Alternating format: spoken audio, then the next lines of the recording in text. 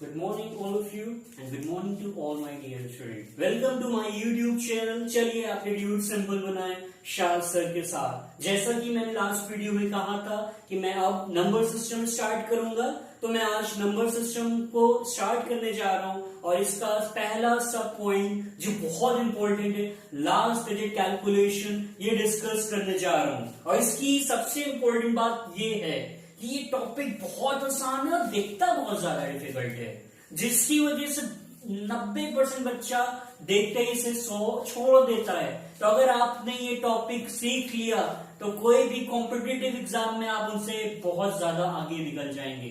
तो चलिए last digit calculation को हम सीखते हैं। इसके लिए आपको 3 रूल बस जहन में रखने हैं। एक है रूल 1, जिसको मैं 1 ऑप्शन रूल कहता हूं, जिसके अंतर्गत 3 डिजिट आते हैं 1, 5 और 6, जहां पे आपको आंसर के लिए हमेशा एक ही ऑप्शन मिलेगा। एक होता है रूल 2, जहां पे आपके 4 और 9 आते हैं और आंसर के तौर पर आपको 2 ऑप्शन मिलेंगे। और एक है रूल 3, जिसको मैं 4 ऑप्शन रूल कहता हूं और इसमें आपको आंसर के तौर पे 4 ऑप्शन मिलेंगे और आपको डिसाइड करना होगा। तो चलिए बिना कोई ज्यादा टाइम वेस्ट किए हुए इन रूल को समझते हैं और समझते हैं कि कैसे क्वेश्चन आते हैं जिसको लोग छोड़ देते हैं। तो क्वेश्चन मेरे सामने ऐसा पुटअप किया जाएगा। सपोज करिए मुझसे कोई कह रहा है 2003 की पावर 2003 फैक्टोरियल, इसका यूनिट प्लेस निकालिए या इसका लास्ट डिजिट निकालिए। फाइंड यूनिट प्लेस और लास्ट डिजिट ऑफ 2003 की पावर 2003 फैक्टोरियल। तो भाई पहली बार जब कोई कर रहा होगा ना, तो देखते ही कहेगा यार 2003 फैक्टोरियल, यार इसकी वैल्यू क्या होगी, कैसे ये करे, तो छोड़ देगा फौरन। और ये बिल्कुल हलवा क्वेश्चन है अगर आपने मेरे रूल को समझ लिया। तो चलिए अभी मुझे ये नहीं आता है, तो पहले मैं रूल को सीखता हूं, फिर मैं इस क्वेश्चन को करूंगा। ये मेरे रूल 3 से निकलेगा। पहला रूल है, जैसा मैंने आपको बताया है, पहला रूल की कैटेगरी मैंने क्या डिसाइड की है, 1 ऑप्शन रूल। मतलब मुझे आंसर को बताने के लिए एक ऑप्शन मिलेगा। कौन से डिजिट इसको फॉलो करते हैं, कोई भी नंबर है आपका, बहुत बड़ा नंबर है, इसके लिए मैंने डैश कर दिया और वो एंड हो रहा है 1 से, और उसकी पावर मैं कुछ x लिख दे रहा हूं, बहुत बड़ी पावर है। तो मेरा आंसर करने के लिए ऑप्शन क्या बनेगा, सिर्फ एक ऑप्शन बनेगा, वो क्या होगा 1। अगर आपको कोई भी नंबर कभी भी 1 से एंड कर रहा है और आपसे यूनिट प्लेस का क्वेश्चन पूछा जा रहा है, उसकी कुछ भी पावर कर दी जाए, आंसर हमेशा 1 रहेगा, इसके सिवा कुछ भी नहीं रहेगा। कोई नंबर है वो 5 से एंड कर रहा है, उसकी पावर आप कुछ भी कर दीजिए, कुछ भी कर दिए, जितनी बड़ी आपको करनी है, आपका आंसर के तौर पर एक ही ऑप्शन मिलेगा, वो क्या रहेगा आपका 5। सिमिलरली आपका एक और डिजिट होता है 6 की पावर मैंने x कर दी, कितनी बड़ी आप करना चाहे कर दीजिए, कितना बड़ा नंबर लिखना है लिख दीजिए, लास्ट किससे होना चाहिए, वो 6 से होना चाहिए। आंसर के तौर पर आपके पास you just have only 1 option, that is 6। तो ये मेरा रूल 1 हो गया। ये 3 डिजिट के लिए फॉलो होता है, 1, 5, 6। कभी भी 1, 5 और 6 अगर आपको क्वेश्चन में दिखे तो आपको समझ जाना चाहिए कि आपके पास एक ही ऑप्शन रहेगा। 1 के केस में 1, 5 के केस में 5 और 6 के केस में 6। चलिए रूल 1 आपको क्लियर हो गया होगा। अब मैं आता हूं रूल 2 पर, जिसको मैंने नाम दिया है 2 ऑप्शन रूल। मतलब मुझे आंसर करने के 2 ऑप्शन दिए जाएंगे और मुझे डिसाइड करना होगा कि मेरा आंसर कौन है। अब मुझे पहले तो देखना होगा कौन से डिजिट हैं जो रूल 2 के अंदर में आते हैं। रूल 2 का मैंने नाम क्या दिया है, रूल 2 को मैं कहता हूं 2 ऑप्शन रूल। मतलब मेरे पास 2 ऑप्शन रहेंगे आंसर करने के लिए। पहला, कोई भी नंबर, बड़ा से बड़ा नंबर 4 से एंड कर रहा है और इसकी पावर मैंने कुछ बहुत बड़ी लिख दी है x। अब देखना है क्या क्या केस आ सकते हैं लास्ट डिजिट के आंसर करने के लिए। अगर आप 4 की पावर 1 करेंगे ना, तो आंसर क्या होता है, यूनिट प्लेस का 4। आप 4 का स्क्वायर करिए तो आंसर क्या होगा, 16 होगा, यूनिट प्लेस पे क्या आएगा 6। 4 की पावर आप क्यूब करिए, आंसर क्या होगा 64, यूनिट प्लेस पे क्या आएगा 4। 4 की पावर 4 करिए, आंसर क्या होगा 256, यूनिट प्लेस पे क्या होगा 6। और आपको ये दोनों चीजें हमेशा रिपीट होती रहेंगी। मतलब 4 के केस में मेरे पास दो ऑप्शन कौन कौन से आ रहे हैं, 4 और 6। तो डिसाइड कैसे किया जाए? देखिए पावर जब भी ऑड है तो आंसर 4 हो रहा है, और जैसी पावर इवन होती है वैसी आंसर क्या होता है, 6। तो मुझे ये पावर जो है ये जब भी ऑड दिखेगी तो आंसर क्या होगा, 4, और जब भी ये पावर इवन दिखेगी तब आंसर क्या होगा आपका, 6। सिमिलर रूल एक और डिजिट है जो फॉलो करता है, वो क्या है, 9। तो मैं इसके लिए ज्यादा कुछ वेस्ट नहीं करता हूं टाइम। 9 की पावर x है, जैसे ये पावर ऑड होगी आंसर आपका 9 होगा, जब भी ये पावर इवन होगी आपका आंसर ये होगा। तो रूल 2 जो है वो दो डिजिट फॉलो करते हैं, वो है 4 और 9। तो इनको जहन में रखिएगा, और इनका हम क्लासिफिकेशन करते हैं कैसे, ऑड और इवन के बेस पर हम अपना आंसर सिलेक्ट करते हैं। तो चलिए अब आखिरी रूल जो मैं बताने जा रहा हूं वो रूल 3। तो चलिए रूल 3 देखते हैं। रूल 3 क्या है हमारा, 4 ऑप्शन रूल है। इसमें कौन कौन से डिजिट आते हैं तो चलिए हम देखते हैं। रूल 3 का मैंने नाम क्या रखा है, 4 ऑप्शन रूल। मतलब मुझे हर आंसर के लिए 4 ऑप्शन मिलेंगे। तो सबसे पहले मैं देखता हूं कि एक बहुत बड़ा नंबर है, वो 2 से एंड हो रहा है और इसकी पावर कुछ मैंने x लिखी है। तो क्या क्या केसेस आते हैं, 2 की पावर 1 करेंगे तो मतलब 2 भी एक पॉसिबिलिटी के तौर पर आ सकता है आंसर में। 2 स्क्वायर करेंगे तो 4 भी यूनिट प्लेस का एक ऑप्शन हो सकता है। 2 क्यूब करेंगे तो 8 भी एक ऑप्शन हो सकता है। 2 की पावर 4 करेंगे तो 6 भी एक ऑप्शन हो जाएगा। फिर आप 2 की पावर 5 करिए तो 32 आएगा, मतलब फिर से 2 रिपीट कर दिया।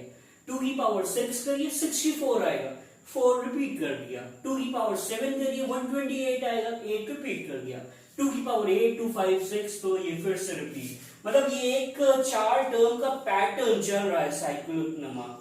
अब हमें डिसाइड करना है कि हमारा आंसर कौन सा होगा, तो वो भी डिसाइड हम इस पावर पे बेस पे ही करते हैं। हम क्या देख रहे हैं, मुझे 4 टर्म का पैटर्न दिख रहा है। जो मैंने भी कैलेंडर में पढ़ाया था आपको 7 टर्म का पैटर्न था, इसलिए मैंने मॉडुलस 7 किया था। यहाँ पे 4 टर्म का पैटर्न है, मतलब 2 के बाद 4 फिर 8 फिर 6 आएगा।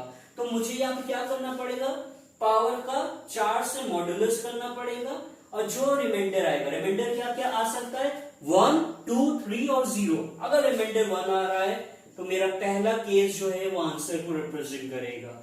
अगर रिमाइंडर 2 आ रहा है तो दूसरा केस, अगर रिमाइंडर 3 आ रहा है तो तीसरा केस, अगर रिमाइंडर 0 आ रहा है तो चौथा केस मेरा आंसर बताएगा। सिमिलरली 3 के लिए भी यही चीज होती है। 3 कोई बहुत बड़ा नंबर 3 से एंड कर रहा है, उसकी पावर मैंने x की। केसेस बनेंगे 3 की पावर 1, मतलब 3 ऑप्शन के तौर पर आ सकता है। 3 स्क्वायर मतलब 9 भी आ सकता है। 3 क्यूब मतलब 7 भी आ सकता है। 3 की पावर 4 मतलब 1 भी आ सकता है। और यही 4 ऑप्शन रहेंगे साइकिल में। आप डिसाइड कैसे करोगे, पावर जो है आपकी उसका मॉडुलस 4 करिए आप, और आपका रिमाइंडर जब भी 1 होगा तो पहला ऑप्शन आंसर, रिमाइंडर 2 होगा तो दूसरा, रिमाइंडर 3 होगा तो तीसरा, रिमाइंडर 0 होगा तो आपका चौथा केस आंसर होगा। सेम चीज 7 के लिए भी फॉलो होती है। क्या क्या केसेस बनेंगे, 7 की पावर 1 7, 7 स्क्वायर 49 मतलब 9, 7 की पावर क्यूब 7 इंटू 9 63 मतलब 3 भी ऑप्शन हो सकता है। 7 की पावर 4 7 इंटू 3 21 मतलब 1 भी ऑप्शन हो सकता है। और यही 4 ऑप्शन फिर से रोटेट करेंगे, मतलब यही साइकिल चलेगी, और x का मॉडुलस 4 करेंगे। रिमाइंडर 1 तो पहला केस, रिमाइंडर 2 तो दूसरा केस, रिमाइंडर 3 तो तीसरा, और रिमाइंडर 0 तो चौथा केस। और सेम रूल आपका 8 भी फॉलो करेगा। मैं सोचूंगा कि 8 का आप खुद से बनाएंगे, ये मैं नहीं बना रहा हूं, इसको आप खुद से बनाइएगा। तो जहां तक है मैंने रूल 1, रूल 2 और रूल 3 तीनों आपको बता दिए। रूल 1 में क्या था, 1 ऑप्शन रूल है, कौन से डिजिट्स आएंगे 1 5 और 6। 1 के केस में आंसर 1, 5 के केस में आंसर 5, 6 के केस में आंसर 6। रूल 2 में क्या था, 4 और 9 दो ऑप्शन रूल है। 4 के केस में 2 ऑप्शन बनेंगे 4 और 6, 9 के केस में 2 ऑप्शन बनेंगे 9 और 1, और मैं इवन और ऑड के बेस पर अपने आंसर का सिलेक्शन करूंगा। रूल 3 में 4 ऑप्शन बनेंगे और मैं पावर का मॉडुलस 4 करके रिमाइंडर के अकॉर्डिंग आंसर करूंगा। तो चलिए एक रैपिड फायर राउंड खेलते हैं। कुछ रैपिड फायर क्वेश्चन देखते हैं और जल्दी जल्दी आंसर निकालते हैं। चलिए रैपिड फायर राउंड के लिए हम तैयार होते हैं। मैंने क्या कहा, 2001 की पावर 2001 फैक्टोरियल, और भी बड़ा नंबर अगर आप देना चाहें तो दे दीजिए, लेकिन लास्ट में क्या आ रहा है, 1 आ रहा है। ये किस रूल में आएगा, पहले रूल में। पहले रूल में मेरे पास एक ही ऑप्शन होता है, 1 अगर है तो आंसर के तौर पर आपका क्या होगा, यूनिट प्लेस में 1 ही आंसर रहेगा। दूसरा क्वेश्चन 2005 की पावर 2003, कुछ भी कर दीजिए, ये लास्ट में अगर 5 आ गया तो रूल 1 क्या कहता है, एक ही ऑप्शन होता है, 5 के केस में 5 ही आंसर रहेगा। आंसर क्या होगा हमारा 5। 6 का केस अगर हम देखें, 2006 की पावर 2006 और एक और 6 लगा के फैक्टोरियल कर दिया, कुछ भी कर दीजिए आप, ऑप्शन आपके पास एक ही रहेगा, आंसर क्या होगा इसका भी 6। तो रूल 1 मुझे लग रहा है रैपिड फायर सब क्लियर हुआ होगा। रूल 2 पे आते हैं। मुझे एक नंबर दिया है 344, ये कहां से एंड हो रहा है, 4 से एंड हो रहा है और इसकी पावर लिखी है 343। तो 4 से जो भी केसेस एंड होते हैं उसमें दो ऑप्शन बनते हैं, 4 और 6। 4 कब आता है, जब हमारी पावर ऑड होती है, और 6 कब आता है, जब हमारी पावर इवन होती है। यहां पे पावर क्या है हमारी, ऑड है, तो आंसर क्या होगा मेरा 4। 9 का केस ले लेते हैं, 349 की पावर 348। 9 भी हमारा दो ऑप्शन वाला केस है, तो अगर 9 भी हमारा दो ऑप्शन वाला केस है, पावर क्या होती ऑड, तो 9 आंसर होता, पावर इवन है तो हमारा आंसर क्या होगा 1। चलिए अब रूल 3 के कुछ क्वेश्चन देखते हैं रैपिड फायर राउंड में। चलिए रैपिड फायर राउंड तीसरे रूल के लिए हम देखते हैं। क्वेश्चन क्या दिया, 232 की पावर 231। इसमें क्या करना होता है, जो भी पावर होता है उसका मॉडुलस 7 करते हैं। इसका मॉडुलस 7 क्या है, मॉडुलस 4 करते हैं। मुझे 7 ही याद रहता है, मैंने कैलेंडर पढ़ाया था। तो मॉडुलस 4 किया मैंने, तो रिमाइंडर क्या आएगा, इसमें 3 रिमाइंडर आएगा। 3 रिमाइंडर मतलब आंसर क्या होगा इसका, 2 की पावर 3 वाला केस, मतलब आंसर क्या हो जाएगा 8। अगर हम एक दूसरा क्वेश्चन लें, 233 की पावर 233, हमें क्या करना होगा, ये जो भी पावर है उसका मॉडुलस 4 करना पड़ेगा। मॉडुलस 4 किया मैंने तो रिमाइंडर क्या आएगा 1, मतलब मेरा 3 की पावर 1 वाला आंसर, तो इसका आंसर क्या होगा 3। इसका आंसर क्या था 8, इसका क्या हो गया 3। एक और क्वेश्चन लेते हैं, 237 की पावर 237 फैक्टोरियल। अब आप थोड़ा कंफ्यूज कर रहे होंगे कि सर हाँ ये है तो रूल 3 का 4 ऑप्शन वाला केस, लेकिन 237 फैक्टोरियल, ये 4 से डिवाइड करके रिमाइंडर क्या आएगा।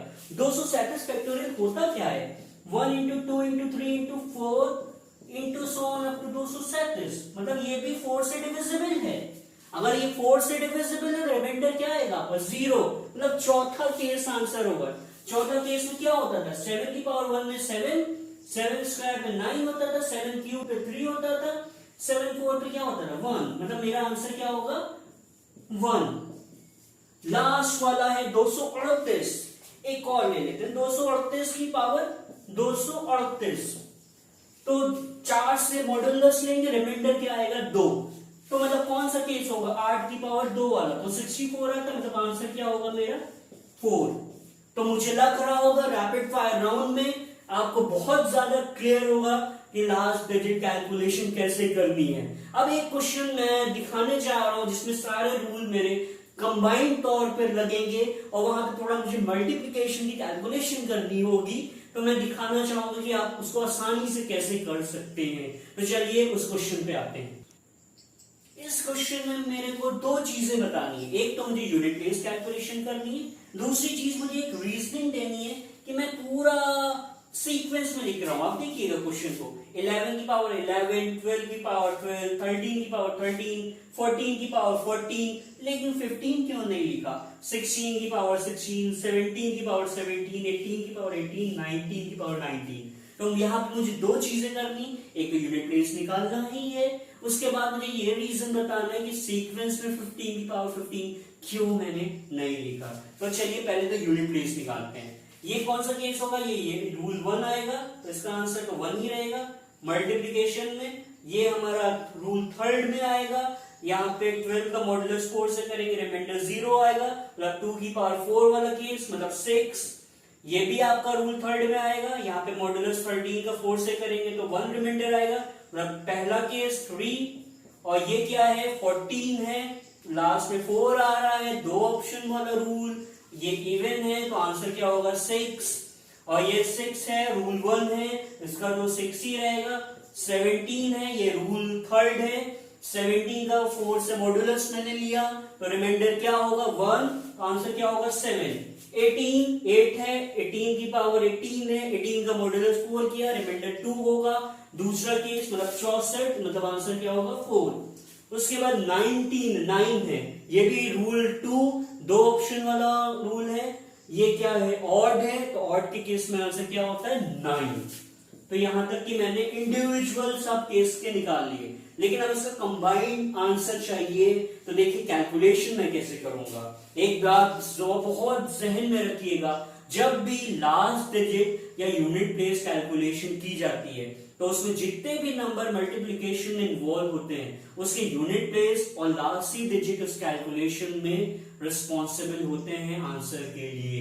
अगर आप उसके और डिजिट्स को इन्वॉल्व करोगे कैलकुलेशन में तो कैलकुलेशन ही आपका पड़ेगा, आंसर पे कोई भी फर्क नहीं पड़ेगा। तो देखिए मैं कैसे करता हूं। 1 को मैंने 6 से मल्टीप्लाई किया तो मुझे क्या मिला 6। 6 को जब मैं 3 से मल्टीप्लाई करूंगा मुझे 18 मिलेगा, लेकिन मैं सिर्फ 8 पिक करूंगा, यूनिट प्लेस कैलकुलेशन कर रहा हूं क्योंकि 1 को 6 से मल्टीप्लाई किया 48 मिलेगा, लेकिन मैं पिक क्या करूंगा 8 ही पिक करूंगा। फिर मैंने 8 को 6 से मल्टीप्लाई किया तो क्या मिलेगा 48, लेकिन यहाँ पे भी मैं 8 ही पिक करूंगा। 8 को 7 से मल्टीप्लाई किया 56, लेकिन पिक में क्या करूंगा 6। 6 को 4 से किया 24, मैं पिक क्या करूंगा 4। 4 को मैंने 9 से किया, क्या मिलेगा 36, मैं पिक क्या करूंगा 6। तो इसका यूनिट प्लेस का आंसर क्या हो जाएगा 6। तो इसका यूनिट प्लेस क्या होगा 6।